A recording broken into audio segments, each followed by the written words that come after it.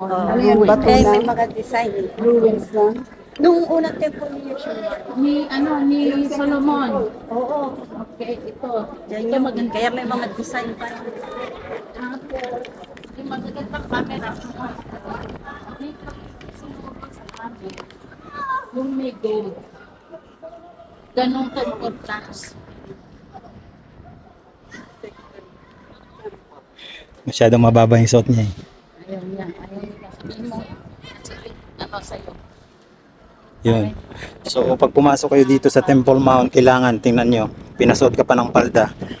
Out of that na medyo mababa naman yung palda niya, pero yung slit ay umaabot sa taas. Kaya pinapasuot ng palda. So amazing, nandito kami sa entrance, kakapasok pa lang namin. Kasama ko si Ma'am Grace ngayon. Ito ngayon, meron siyang itong ganito, remnants of gold paintings. Yan. Hindi nila maitago. Na painted on gold.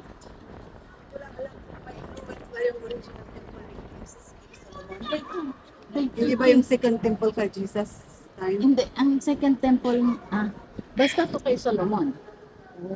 This is Solomon. So first Yeah, temple. the first temple. That is built. Ito yung makikita natin. Remains ng first temple.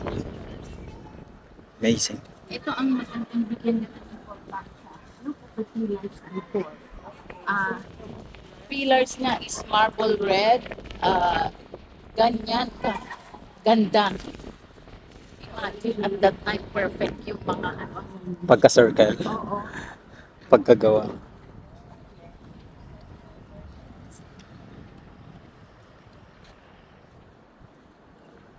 Ito. Ayun yung importante rin eh. Tignan mo yun sa loob. Prayer room lang ng mga Muslim. You go around. Kasi we only have 1 hour to go. You do your prayers perfectly. Sino tayo ngayon doon, oh? Sino tayo doon? Ito yung the most important in Muslim 1 and 2.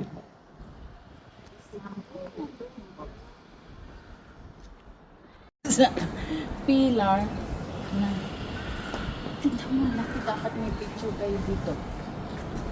Grabe. Ito yung sword nila. Yan, Amazing. handmade yan. Grabe talaga. Picture kayo. Parang yung olive tree yan na Picture na kayo. Parang olive tree yan na, yan yung Picturean kita, ma'am? progress. Hindi niya. Okay na, picture kita. Anyway, cut mo naman yan. Okay? Okay. Wow. Ang ganda. Okay. Ganda. Ganda ako rin po ng mga.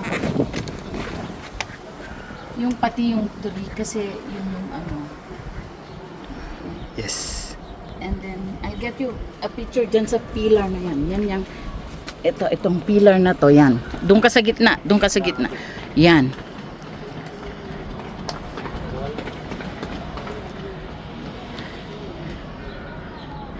Okay.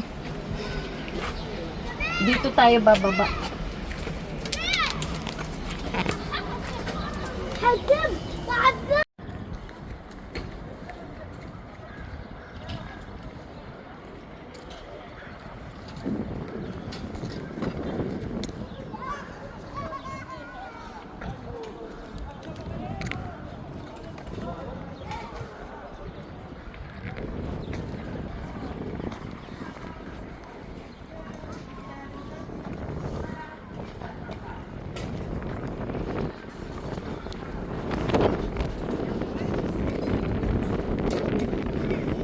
So nandyan sa loob.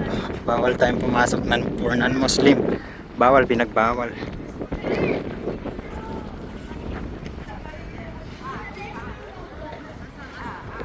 Ang tagal-tagal na akong gustong dalhin dito ng kasama kaibigan kong Muslim.